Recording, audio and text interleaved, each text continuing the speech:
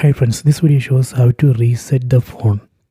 Go to settings, tap on the settings app icon, go down, select general management, go down, select reset. Here we can see factory data reset. Reset your phone to its factory default settings. This will erase all data including files and downloaded apps. That is very important. It will erase all data. So you can use this factory data reset if your phone is very slow, or if your phone has some virus, or your phone's battery capacity has decreased. So in that situation, you can trigger this factory data reset and fix that issue. Tap on factory data reset.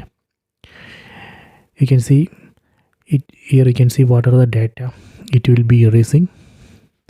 You can see it will uninstall all these apps.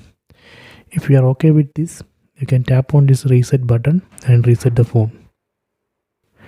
Okay, I hope you have enjoyed this video. Please subscribe my channel. Please like and share the video.